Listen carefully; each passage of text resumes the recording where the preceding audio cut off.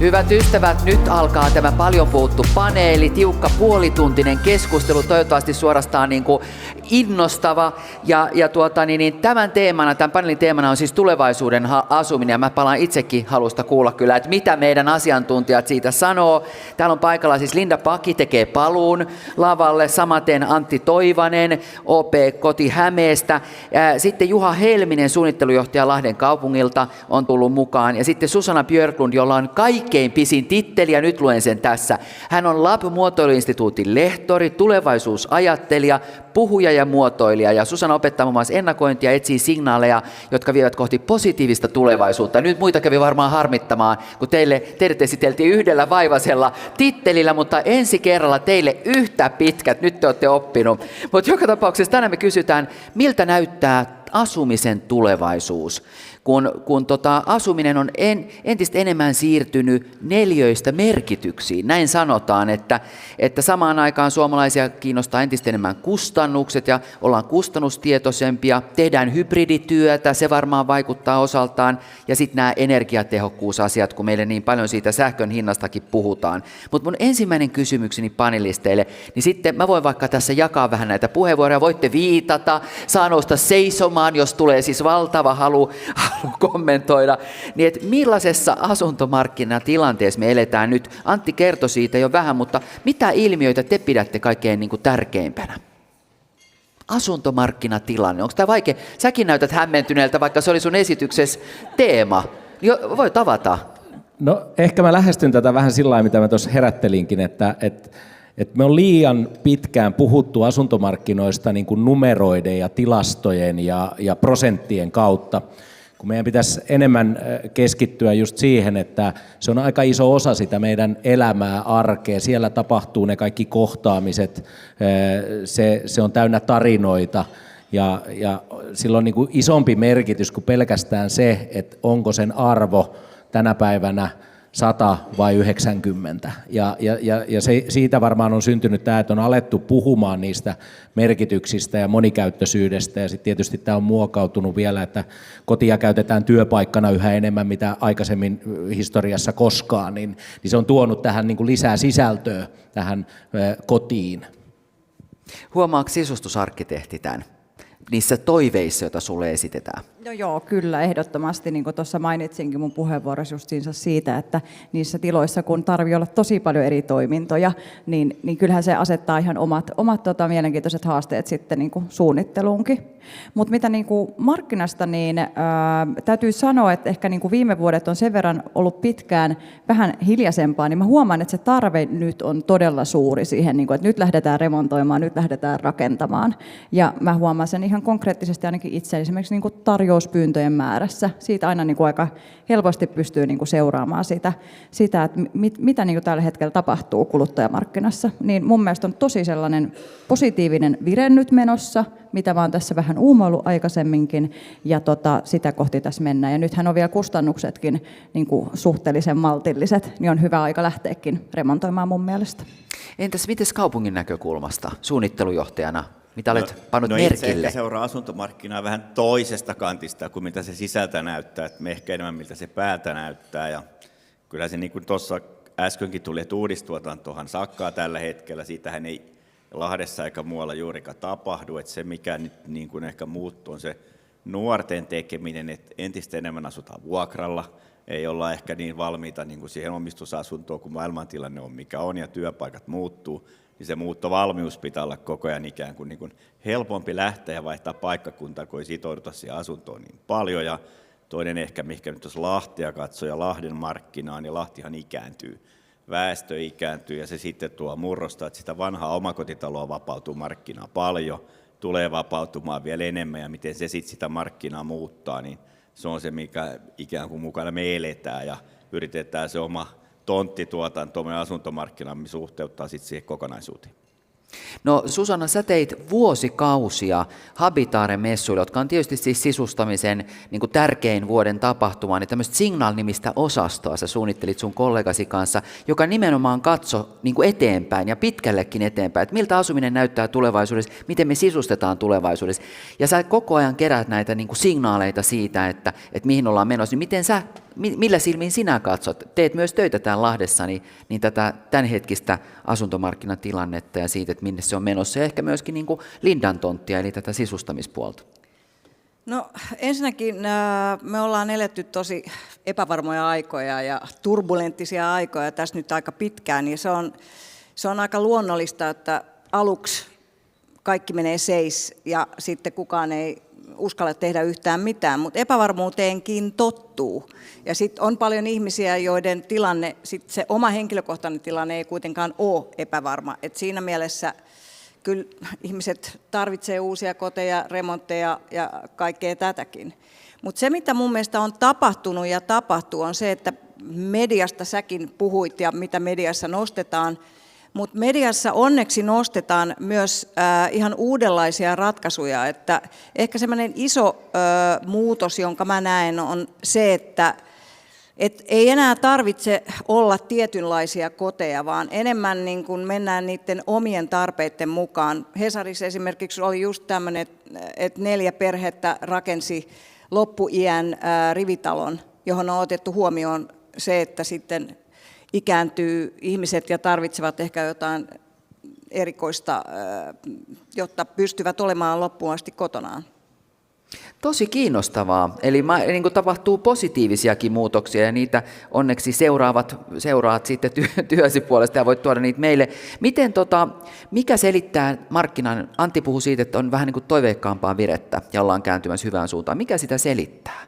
Kuitenkin samaan aikaan sota jylisee siellä ja diktaattoreja niin kuin tuntuu tulevan yhä lisää tänne maailmaan ja huonojakin uutisia riittää, mutta vire on myönteisempi. No joo, ei ne kaupan lukumäärät kuitenkaan valehtelee ja kyllä mä näen sen, että meidän ihmisten elämäntilanteet muuttuu, tapahtuu maailmalla mitä tahansa. Ja silloin se asumisen tarve ja sen asumisen muodon tarve saattaa muuttua myöskin. Ja kyllä mä uskallan sanoa, että noin pienillä kauppalukumäärillä niin meillä on paljon ihmisiä, jotka asuu ehkä tällä hetkellä vähän epäsopivassa, ei siinä unelmatilanteessa, minkälaisessa asunnossa haluaisi asua. Ja sitten tämä yleinen tilanne on saanut siirtää niitä päätöksentekoja. Mutta niin kuin sanottu, me aina niin kuin, me haetaan se uusi normaali ja me hyväksytään sit paljon ja sitten sen jälkeen me lähdetään taas toteuttaa niitä asioita. Mä näen, että me ollaan tämmöisessä vaiheessa tällä hetkellä. Ja hienosti Susanna sanoi, että epävarmuuteenkin tottuu, ja näinhän siinä käy. On paljon yhteiskuntia maailmassa, jotka elää jatkuvassa valtavassa epävarmuudessa, ja niin siellä vaan eletään ja ostetaan uusia asuntoja ja kouluttaudutaan ja odotetaan parempaa huomista. Mutta olisitko halunnut lisätä tähän vielä? No ehkä itse tarkastelee asioita liikaa tämän Lahden ja maakunnan kannalta. Niin kun Lahtihan on kuitenkin kokonaisuutena niin kun parantanut asemaansa muihin kasvukeskuksiin nähden. Eli kasvuluvuissa me ollaan tultu näiden keskisuurten kaupunkien kanssa samalle luvulle. Vatseri ja datakeskukset toivottavasti työllistää paljon ja se ehkä jollain lailla on muuttanut sit meidän asemaa. Sitten taas samaan aikaan toki, jos mennään tuonne tarpeeksi syrjään, mistä väki oikein vähenee, niin siellähän tilanne on ihan toinen.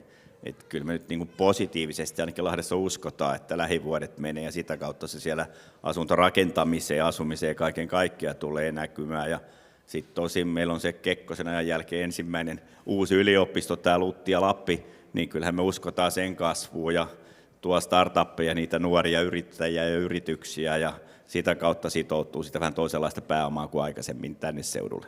Yliopiston merkitys on valtava, koska esimerkiksi Lahdessa tai tuolla Lappeenrannassahan siis asunnot ovat loppuneet sen takia, että siellä on niin paljon opiskelijoita. Lutti on kasvanut niin paljon. Vastavuoroisesti esimerkiksi Savonlinna, kun menetti opettajakoulutuksen, niin siellä vanhat ihmiset sanoivat, että kyllä on muuttunut tylsäksi elämä, kun ei ole enää niitä nuoria, että silleen se menee. Mutta puhutaan vähän haaveista. Minkälaisista kodeista me suomalaiset nyt haaveillaan? Susanna kertoi yhden esimerkin niin kuin ikäihmisten haaveista ja minkälaisia koteja silloin rakennetaan, mutta noin yleisesti, miten niin kuin sun näkökulmasta, millaisia me toivotaan, millaisia koteja? No ennen kaikkea kyllä niin kuin toimivia koteja ja sellaisia koteja myös, mitkä olisivat niin kuin palauttavia. Eli mä näen myös niin kuin kodit osana sellaista hyvinvointiteemaa. Et se ei ole ihan sama, miltä siellä näyttää, se ei ole ihan sama, miten ne toimii, vaan niin kuin parhaimmillaan ne tukee niitä arjen toimintoja. Ja tosiaan se niin kuin, että kun sä tuut kotiin, niin sä pääset rentoutumaan, sä näet heti jotain itseäsi miellyttävää, ehkä jotain lempisävyä ja viihtyisyyttä, niin sillä on tosi iso merkitys tällä hetkellä. Ihmiset on aika kiireisiä, stressaantuneita ja maailmantilanteet on mitä on, niin se koti on niin kuin ennen kaikkea sellainen turvapaikka ja siihen halutaankin panostaa yhä enemmän, mikä on mun mielestä hieno juttu. Ja niin mä sen näen tällä hetkellä. Sä puhuit sun omassa esityksessä aika paljon valosta, ja mä oon tehnyt semmoista haastattelusarjaa, jossa tosi moneen kertaan tuli valo ilmi, ja yksi sun ammattikuntasi edustajista, itse asiassa Sion puheenjohtaja, niin mainitsi siitä, että jos verrataan pientä lasta ja sitten vaikka 60, niin se 60 tarvii 10 kertaa enemmän valoa nähdäkseen saman asian. Ja jotenkin tässä ikääntyessä tämän on huomannut, ja kun sä puhuit tästä niin kuin kodin tuomasta turvasta, niin onhan se valo myös turvallisuuskysymys, että näkee liikkua. On ennen kaikkea, toi on hyvä huomio. Joo, koska olin menossa tässä juuri viime viikonloppuna laittamaan valoa päälle, niin törmäsin omaan kenkään ja varvas murtui, että kun en enää näe samalla tavalla kuin joskus aikanaan. No mutta entäs mitä Susanna suomalaisten unelmista, ehkä myöskin niin kuin Suomen rajojen ulkopuolella, minkälaisista kodeista tässä ajassa unelmoidaan? Taas tullaan siihen, että kaikki katsoo elämää ja maailmaa siitä omasta elämäntilanteesta ja omasta pikkukuplasta. Et ei voi sanoa, se on usein semmoinen, että aina puhutaan, että mikä nyt on trendikästä tai mitä nyt pitää olla tai miten asutaan. Niitä vaihtoehtoja on aivan niin paljon kuin on ihmisiä. Me ollaan kaikki tosi erilaisia ihmisiä ja mä itse asiassa rohkaisisinkin ihmisiä miettimään nimenomaan sen oman tarpeen ja halujen kautta ja toiveiden kautta ja rakentamaan sellaisen kodin kuin haluaa, tietysti niillä resursseilla mitä on. Ja sitten on hyvä muistaa se, että oma maku muuttuu paljon hitaammin kuin trendit. Eli vaikka sulla olisi räiskyvä maku ja epäkonventionaalisia ideoita, niin antaa palaa vaan, jos siihen kykenee. Niin, koska luultavasti se maku sitten pysyy ja siitä nauttii sitten pidempään. Herrat, mitkä on teidän näkemykset unelmien kodeista? No jos minulta kysytään ja menen kohta tuonne Raksamessuille, niin ei se vastaus ole muuttunut vuosien saatossa yhtään miksikään. Se on se omakotitalo Järvenrannalta. No se on se ollut ikään kuin aina. Omakotitalo Järvenrannasta keskustasta, mutta niitähän Lahdessa melkein. No melkein, mutta se sitten mikä on ehkä muuttunut, niin nyt haetaan ehkä sitä arjen helppoutta, että ne palvelut pitää olla, että se ei ole pelkästään se asunto ja mitä asunnon sisällä on, vaan se, että kuinka lähellä on koulut ja päiväkodit ja kaupat ja se kokonaisuus. Että se, jos me ollaan täällä siinä 15 minuutin kaupungissa, niin halutaan myös sitä, että kaikki on helposti ja ne kaverit on lähellä ja se kokonaisuus ikään kuin muodostaa sitten sen kodinkin. Tämä on 70-luvun lapselle tosi tuttua, koska silloinhan rakennettiin lähiöitä sillä tavalla, että ne kaikki palvelut löytyi sieltä lähiöistä. Mutta tänä päivänä, kun mä asun keskustassa, niin se posti muutetaan aina vaan kauemmas ja terveyskeskus on jo niin monen mutkan takana, että mä en tiedä missä se on. Että tämmöistä on niin kuin Helsingissä elämä. Kannattaa muuttaa Lahteen. No tämä kuuntelen just tällä korvalla. Pikkasen tähän semmoista perspektiiviä, että kun puhuttiin tästä, että nuoret haluaa asua vuokralla tai ei halua sitoutua, mutta mä sanon, että siinä on ollut vähän muitakin syitä. Kun me toisissa tutkimuksissa me nähdään, että suomalais edelleen vahvin on se halu omaan asuntoon ja unelma siitä omasta omakotitalosta. Että se on meillä kyllä niin kuin semmoisessa DNAssa meillä suomalaisilla. Sitten meillä on muuttunut tässä paljon muutenkin tässä yhteiskunnan, rahoitusympäristö on muuttunut, se hankintaprosessit on muuttunut, että joudutaan jopa asumaan vähän pitemmin vuokralla, vaikka haluttaisiin jo asua omistusasunnoissa. Ja sitten vähän tähän tämä palvelukulma, niin mehän eletään tässä nyt tämmöistä isoa sote-muutosta ja palvelukonseptien muutosta, että se koti on juuri näin, että se on paljon enemmänkin, se on se ympäristö, se on se elämä, miten saavutettavissa on erilaiset palvelut. Ja me ollaan varmaan semmoisessa murrosvaiheessa, että nyt me ei edes tiedetä koko sote-vaikutuksia. Mikä on se uusi normaali, että me hyväksytään, että nyt mulla on nämä palvelut saavutettavissa tämän kilometrin päästä. Mä sanon, että meidän Lahden sijainti täällä Päijät-Hämeessä, me ollaan niin kuin riittävän lähellä kaikkea, niin kuin nähtiin siitä kartasta, että ei tässä meidänkin ympäristössä olevilla pienemmillä pitäjillä ja paikkakunnilla tehty kauppaa ihan hyvin. Ne on riittävän saavutettavissa. Että nyt me haetaan sitä, että mikä on se uusi normaali riittävä palvelujen saavutettavuus.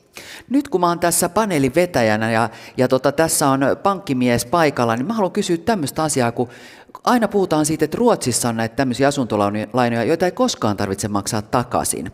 Niin koska meille Suomeen tulee nämä asuntolainat, joita ei koskaan tarvitse maksaa takaisin, kun Ruotsissa on aina niin paljon kivampaa kaikki. Meillä niin on se eri siksi. DNA niiden ruotsalaisten kanssa, että me suomalaiset ollaan kyllä erittäin tunnollisia lainojen poismaksajia, että se on tietysti yksi, ja varmaan tässä nyt niin kuin kuultiin tuossa, niin kuin, ja on kuultukin, että tiettyjä niin kuin verotuksellisia tai muuta sääntelyyn riittyviä helpotuksia varmasti pitää miettiä, jotta me pidetään tämä markkina pyörimässä.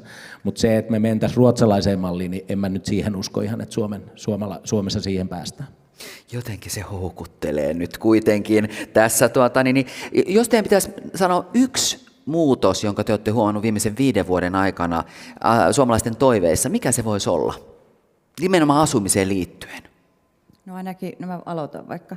Joo.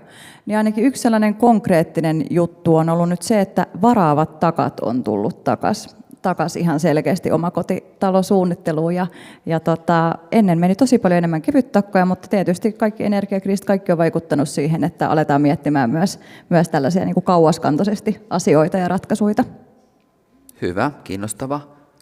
No ehdottomasti ne energiaratkaisut, koska tässä on nyt tapahtunut aika paljon sen ympärillä ja tapahtuu samaan aikaan edelleenkin. Et se nyt on yksi, mutta kyllä mä näen onneksi sellaista nousua, että kiinnitetään enemmän huomiota vastuullisuusasioihin, jotka liittyy myöskin asumiseen ja kaikkeen muuhunkin. Miten se näkyy, se vastuullisuuden lisääntyminen asumisessa? No, on ihmisiä, jotka ajattelee, että ei halutaan päästä ylimääräisestä tavarasta esimerkiksi eroon ja todetaan, että ehkä tämä pienempikin kämppä riittää. Se on halvempi ja se riittää niihin omiin tarpeisiin ja tällaisia asioita. Ja sitten jos tehdään remonttia, valitaan materiaaleja, niin kyllä kuitenkin otetaan selvää, tietysti raha puhuu ja omat resurssit vaikuttaa, mutta kuitenkin, että pohditaan, mitkä nyt ehkä olisi sellaisia ratkaisuja, jotka olisi ekologisempia. Ja säännöthän kiristyy, lainsäädäntö kiristyy tässä koko ajan, että jos pystyt olemaan etunojassa sen kanssa, että teet niitä muutoksia vastuullisuus mielessä, niin voi ollakin, että säästät rahaa tulevaisuudessa. Varmasti. Yksi muutos, joka on tapahtunut viimeisen 5 vuoden aikana sun näkökulmasta. Sitä lämmitysratkaisuja ei saanut enää ikään kuin nostaa esiin, koska se on ollut selkeä, mutta toinen on sitten tämä ikään kuin keskittyminen, että syrjäkylän rakentaminen ei vaan enää ikään kuin vedä. Että ihmiset on entistä enemmän sopuleita ja halutaan ikään kuin siihen tiettyyn tiiviiseen palvelurakenteeseen, ja missä joukkoliikenne ja kaikki muu toimii. Että kyllä se hajarakentaminen on selkeästi vähentynyt. No mä voisin nostaa sitten vielä ton vähän samoja tullut tuossa, tämmöinen muunneltavuus, että kun tämä työn tekemisen murros on ollut meillä, niin kyllä se selkeästi nousee niissä asunnonvaihtajien keskusteluissa, että miten se vaikka etätyömahdollisuudet tai miten sitten, jos se muuttuu, voidaanko me muunnella tiloja, että niitä ajatellaan ehkä enemmän kuin aikaisemmin, ja siihen on tullut tämä työn murros mukaan. Sitten tosi kiinnostava kysymys siitä, mun mielestä kiinnostavaa, katsotaan onko teidän mielestä kiinnostavaa, mutta että kun te katsotte niin kuin tietoja siitä, että miten alueet ja kaupungit kehittyy, kuinka vetovoimaisia ne on, niin mitkä tekijät määrittelee ennen kaikkea sitä, minne me ihmiset halutaan muuttaa? Sulla on varmaan, Susanna, ihan eri näkökulma ja sulla kuin sitten taas kaupungin edustajalla ja pankkimiehellä, mutta mitkä voisi olla sellaisia tekijöitä niin kuin ennen kaikkea, jotka määrittelee sitä, minne me halutaan muuttaa? Sä sanoit jo äsken, että keskustojen vetovoima, halutaan ne joukkoliikennepalvelut ja sellaiset. Mitä muuta? No kyllä tuossa sijainnissa vaikuttaa eritoten se, että mihin tilanteeseen, minkälainen se asunnonvaihtaja silloin on tai se asunnon ostaja, että mitkä ne sulle tärkeimmät palvelukokonaisuuksien saavuttavuudet, niin ne on tosi tärkeässä roolissa tällä hetkellä, jos tämmöinen ihan yksittäinen nosto tähän. Ehdottomasti, jos sulla on pieniä lapsia ja lähin koulu on tosi kaukana tai päiväkoti, niin se voi vaikuttaa siihen, minne haluat muuttaa. Mutta myös turvallisuus on aika tärkeä tekijä myöskin. Koti on tunne ja se, missä sä olet, turvallisuuden tunnekin on tunne, niin uskon, että näinä aikoina se on myöskin isossa roolissa. Eli ne alueet, minne muutetaan, niiden täytyy olla turvallisen tuntuisia. Joo, ja sitähän pystyy kaupunkisuunnittelulla myöskin tekemään, että onko joku alikulkusilka jossain tosi pimeä vai onko sitä ajateltu, että miten se saadaan niin kuin, valoisammaksi ja miellyttävämmäksi. Ja nämä on ollut sellaisia aika isoja muutoksia, mitä on tullut vastaan tuolla, mitä maailmalla on tehty. Ja puistojen valaistukset Joo, esimerkiksi, että näin. mun mielestä suunnittelijat puhuu sellaisesta kuin pelon paikat, että tavallaan niin kuin, että jos on vaikka kauniita puistoja, mutta niitä ei ole valaistu kunnolla ilta-aikaan, niin ihmiset ei uskalla mennä, koska se pelot, ajatelkaa, niin kuin ne on ihan tavallaan hukka käytössä vain valaistuksen takia. Joo.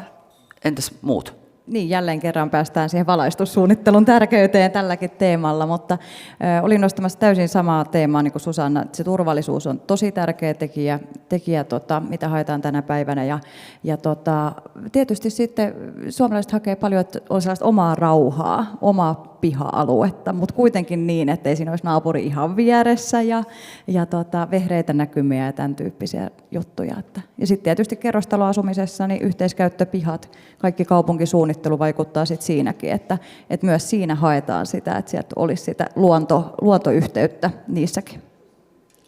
Sanon vaan tähän väliin, että tietysti noiden bussipysäkkienkin kannattaisi olla pidempiä, että voitaisiin olla seistä sitten kauempana toisistaan näin suomalaisina. Muistamme pandemia-aikaa, kun ihmiset seisoi ratikkajonoskin Helsingissä sillä tavalla, että 5 metriä oli sulle välissä. Että kyllä niiden aika pitkiä pitää olla, että saadaan vaikka 10 ihmistä mahtumaan. Joo.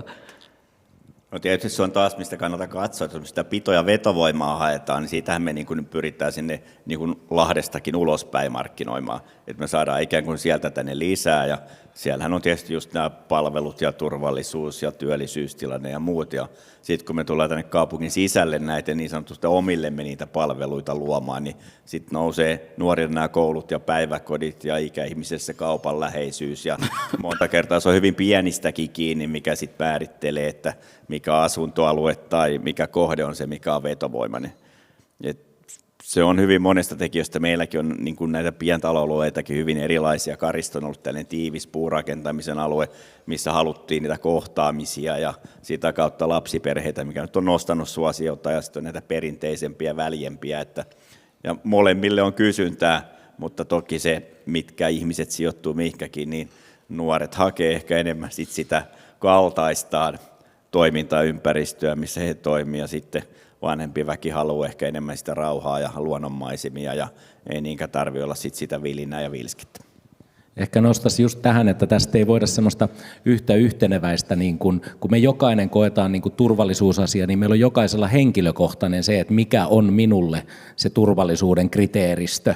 Ja se on palveluiden saavutettavuuden kriteeristö, ja siihen se kuluttajan sen hetkinen tilanne ja omat mieltymykset ja omat niin kuin taustat vaikuttaa tosi paljon. Ja sitten se, että se tietysti pitää tämän monimuotoisena tämän meidän asuntomarkkinankin. Et sen takia meillä monella erilaisella alueella, niin kuin me katsottiin sitä karttaa, niin kauppaa tehdään niin kuin todella laajalla alueella. Et se ei ole keskittynyt, että jos me sanotaan, että turvallisuus täällä tai sijainti täällä, niin se kuitenkin se kauppa jakautuu, koska me koetaan ne niin henkilökohtaisesti eri tavalla. Mä haluaisin sanoa sitä vaan tähän väliin noista palveluista, että mä oon huomannut omasta kuplastani sellaisen, meillä on niin valtava kohina ollut tuosta AI:sta ja teknologiasta ja kaikesta tämmöisen, niin on usein kun on trendi, on myöskin vastatrendi. Ja on ollut jo pidempään sellainen niin kuin fyysisten kohtaamisten trendi, ja ihmiset luopuu älypuhelimista jotkut ja sosiaalisesta mediasta ja kaikkea tällaista. Mä veikkaan, että henkilökohtaisille palveluille tulee kyllä niin kuin vielä suurempi toive ja tarve, koska kaikki on kyllästynyt painamaan paina 1, paina 2, odota 5 minuuttia, paina 6, paina kanta-asiakasnumero, ups meni väärin, aloita alusta ja kukaan ei vastaa. Minun kuplassani haetaan tietoa esimerkiksi TikTokista. Tämmöiset nuorekkaat ihmiset on siellä ja nyt tuli sitten uutisia Kreikasta. Nimittäin Kreikka on alkanut uudistaa eläkejärjestelmäänsä niin, että jos muuttaa Kreikkaan eläkeikäisenä, niin maksaa eläkkeestään veroa vain 7%. Niin mä suosittelen samaa Lahden alueelle, että kun uusitte verotusta tällä tavalla, niin me tulevat eläkeläiset muutamme niihin omakotitaloihin, jotka muuten jäävät myymättä. Et näin voi kaupunki auttaa meitä Suomea tai nimenomaan omaa aluettaan. Mutta miten kaupungit sun mielestä voi auttaa ja tukea asukkaita kohtuuhintaisissa ja kestävissä ratkaisuissa? Ja nyt tähän voi ottaa mukaan jo myös ne vastuulliset ratkaisut tähän vastaukseen. No kyllähän Lahti noin kokonaisuutena on, jos ei ihan uudisrakentamista oteta huomioon, joka on joka paikassa oikeastaan saman hintasta, mutta sehän sen ikään kuin tietyn haasteen asuntomarkkinoihin on tullutkin, että se uudisrakentamisen ja tämän olemassa olevan asuntokannan niin kuin hintaero on kasvanut hirveästi, jos katsoo 20 vuotta taaksepäin, niin sä myyt sen mummon tuosta jostain 5 kilometriä keskustasta, niin sait suoraan sen kaksion päivitettyä täältä. Tänä päivänä, kun sä oot samassa tilanteessa, mutta se mummomökin, niin sä saat mennä jostain pankkiherran käsille rukoilemaan, että sä tarvitset vielä sen puolet lisää lainaa.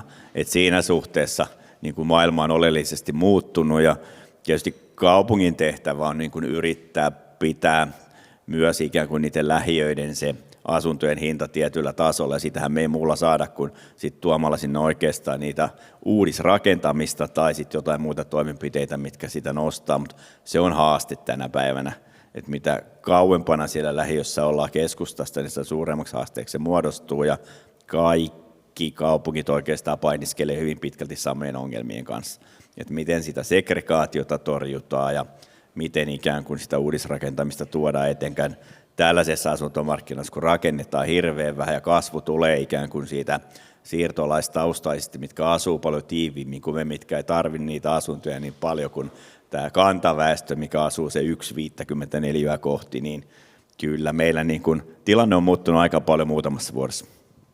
Mutta varmaan siinä auttaa sitten alueen vetovoimassa sekin, että onko siellä niitä palveluita vai ei ole. Et jos ne sieltä viedään, niin tuskinpa sinne hirveästi sitten halutaan myöskään asumaan. Joo, tämähän se haaste vähän on sitten vielä, kun me jostain lisääntyä enää, että sekin kyky ollaan hävitetty. Että niitä uusia lapsia hirveästi tuu, niin se on sitten, että miten niitä palveluita pystytään säilyttämään joko puolella. Niin siinä on kaikilla meillä peiliin katsomisen paikka ja talkoisiin pitäisi lähteä. Oi, tänä aamuna tarkastin uutiset, niin Helsingin Sanomat uutisoi, että niin paljon on syntynyt vauvoja, että synnytyspaikat on nyt loppumassa, että ei huolta, ainakin Helsingistä tulee uutta väestöä sitten tännekin, toivottavasti Lahden alueelle. Miten kestävyys- ja ympäristövaatimukset muuttaa ihan konkreettisesti kotien suunnittelua? Koska tämä on teema, mitä ei voi ohittaa. No yleisesti ottaen me suomalaisethan ollaan kyllä onnistuttu aina säätelemään itsemme melkein hengiltä monessa asiassa ja rakentaminen on varmaan yksi semmoinen asia, jota me on kyllä onnistuttu säätelemään ja toinen asia se on se, että kyllähän tämä semmoinen yhteistyö, että siinä pitää olla kaupunkien, kaavoituksen, rakennuttajien, suunnittelijoiden kaikkien yhteisessä pöydässä, että me pystytään niitä toteuttaa ne pystytään, mutta pystytään toteuttamaan ne siten, että ne niin kuin pystytään sen hetkiseen markkinatilanteeseen myös istuttamaan. Et monesti me tehdään tällä suunnittelulla ja näillä säätelyillä sitten taas kustannuspiikkejä, vaikka nyt siihen rakentamiseen, siinä me on onnistuttu kyllä Suomessa, että täälläkin varmaan on jotain rakennusedustajia ja rakentamisen parissa olevia, niin tämä on ehkä semmoinen haaste, että tätä on liian niin kuin yhdeltä kantilta, että lähdetään vaikka pelkillä energia-asioilla tai pelkällä vastuullisuudella, jotka on tärkeitä asioita, mutta jos ei sitä kokonaisuutta oteta mukaan, niin kyllä me sitten siinä tehdään taas kustannusten nousua ja sitten me ollaan just tämän ongelman kanssa, että ne uudet asunnot maksaa yhä enemmän ja historiassa ollaan nyt semmoisessa vaiheessa, että se käppi on todellakin liian iso ja sille pitäisi pystyä tekemään jotain. Ja ainakaan niin kuin uusilla vaatimuksilla ja sääntelyllä sitä ei saada aikaiseksi. Hyvä. Susanna. Mun mielestä mikä tulee vastuullisuuteen ja tämmöiseen, niin se on niin hirveän laaja-alainen ja haastava kysymys, että toisaalta jos valitset näin, niin siinä on tämä hyvä puoli, toisaalta jos valitset näin, niin taas tämä, että läpinäkyvyyttä kaipaisin ja sellaista selkeitä jotain, että vertaillaan selkeästi ihmisille, että jos päätät näin, niin se maksaa ehkä enemmän, mutta pitkällä kaarella ehkä näin. Mutta jos ei sulla ole paljon taas pihistä panosta osasto mutta sitä tietoa, kommunikaatiota. Sä oot tästä niin oikeassa ja sitä toivotaan varmaan lisää kaupungilta ja sitä toivotaan lisää myös tavallaan pankilta, jotka sitten lainottaa näitä meidän hankintoja, koska jos me ollaan vähän hukassa, niin ehkäpä sitä saa sitten teiltäkin sitä asiantuntemusta siihen, että mitäs tässä nyt kannattaa tehdä ja mihin kannattaa sijoittaa, vai?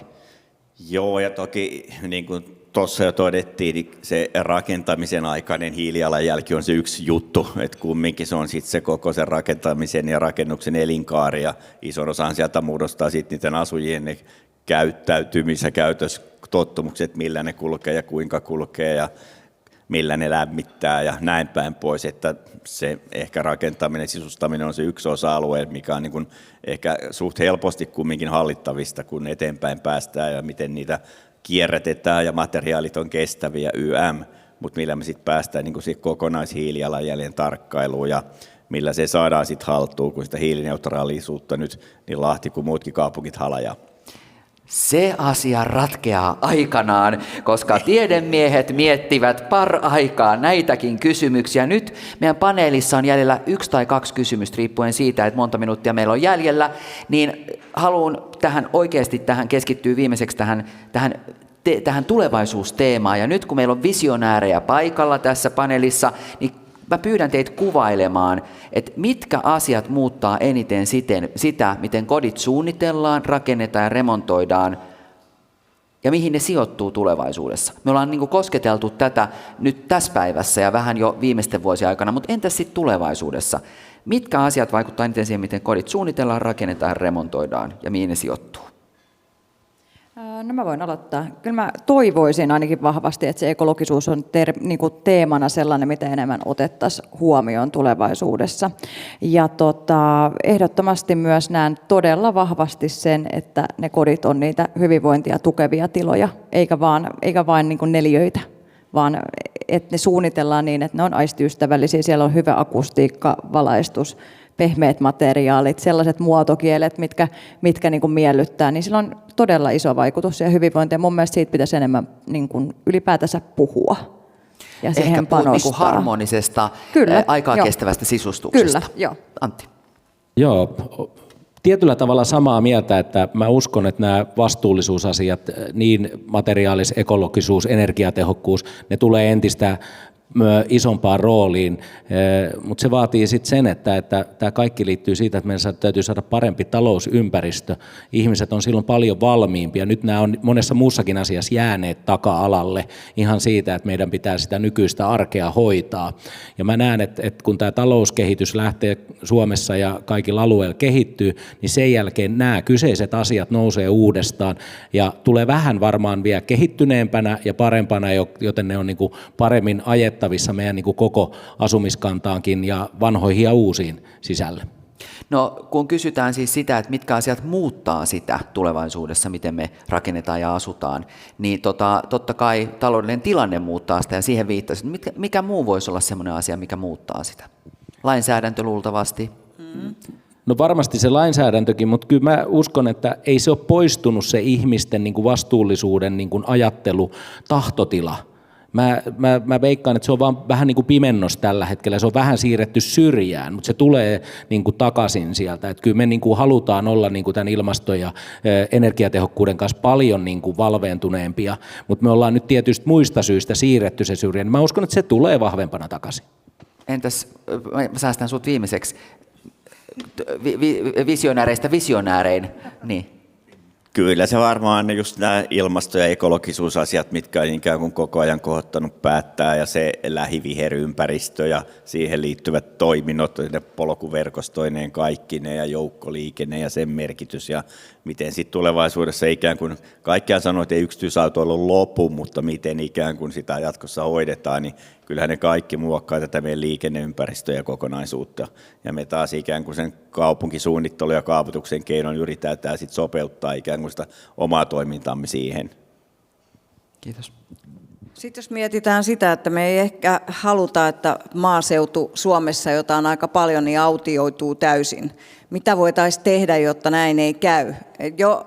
Olisiko se ollut 13 vuotta sitten, mä olin tuolla TKK:lla yhdessä ryhmässä töissä. Ja silloin jo siellä Design Factoryssa oli sellainen telkkari, joka oli 24 tuntia Kiinaan, näytti samanaikaista kuvaa.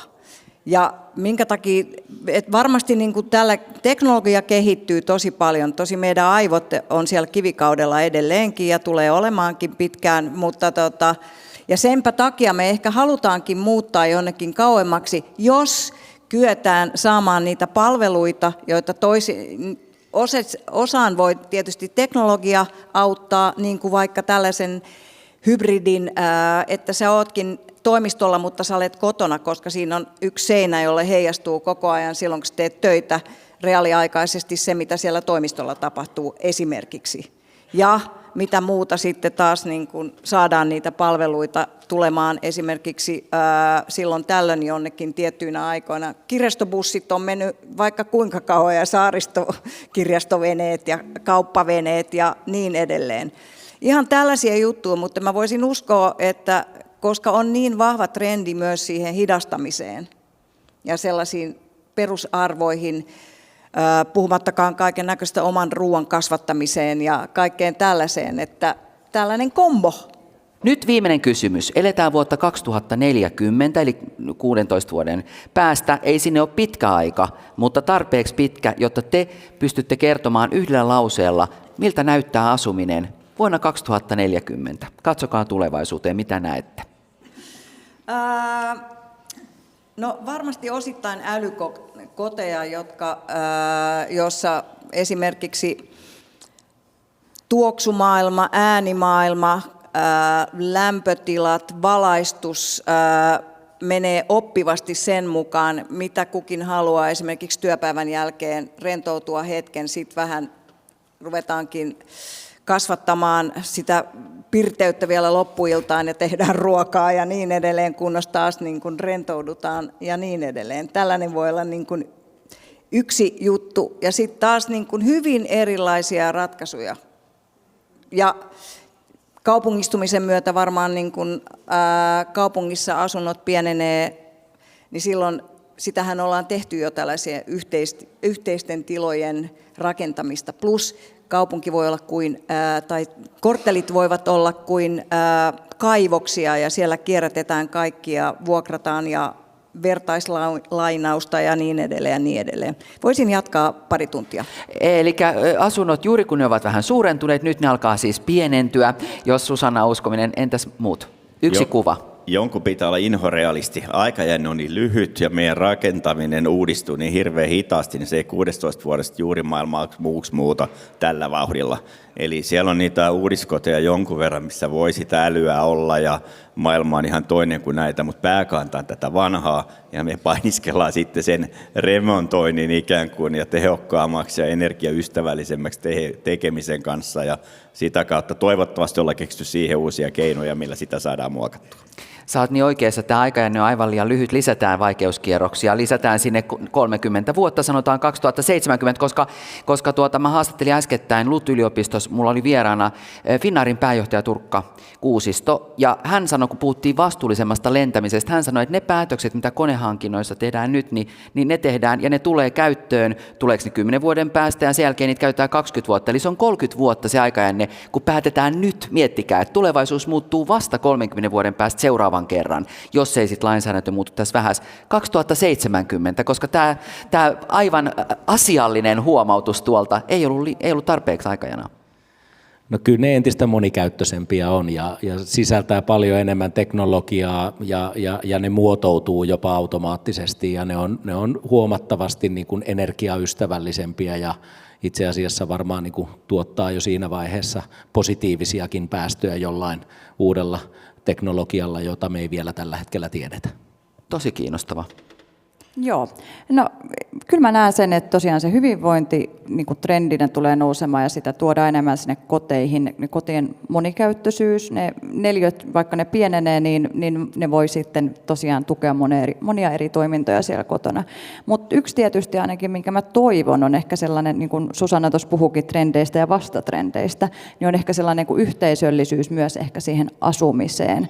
Että ollaan totuttu hyvin sellaiseen individualismiin ja niin kuin näin, että jokainen ollaan vähän niin kuin siellä siellä omissa poteroissaan, mutta ei välttämättä huono sellainen Italian mallikaan, että voi olla niin kuin montaa sukupolvea sitten vaikka saman katon alla tai paritalossa tai samassa pihapiirissä, jolloin saadaan sitten tuettua niitä arjen toimintoja ja näin. Eli jos Lindan on uskominen, niin me siis palataan menneisyyteen, koska meillähän on ollut hyvin yhteisöllistä asumista, kun sukupolvet ovat asuneet samassa isossa maalaistalossa tai pienessä mökissä, mutta eri sukupolvet siellä yhdessä. Ja tulevaisuudessa mahdollisesti käy näin uudestaan. Linda Paki, Susanna Björklund, Juha Helminen ja Antti Toivanen, kiitos todella paljon erittäin kiinnostavasta keskustelusta. Annetaan isot aplodit meidän panelisteille. Kuten sanoin, tätä odotin, että mitä heidän suustaan tulee ja lähden täältä ja toivottavasti tekin niin monta ajatusta rikkaampana ja viisaampana. Ja kiitän tosi paljon teitä, että olette tullut tänne tänä aamupäivänä nauttimaan ihanan brunssin. Ja kiitän tosi paljon OP Hämettä ja Lahden kaupunkia tämän tilaisuuden järjestämisestä ja Marjo Mäkeä, joka on tiimeineen hoitanut tämän hienon ohjelman tänne. Täällä on vielä paikalla OP Hämeen ja OP Koti-Hämeen ja Pohjola-vakuutuksen edustajat tuolla, niin käykää heidän kanssa juttelemassa, mutta tässä vaiheessa toivotan oikein hyvää viikonloppua ja alkavaa kevättä. Linnut laulaa jo. Mikäs tässä on ollessa? Kiitos tosi paljon. Kiitos.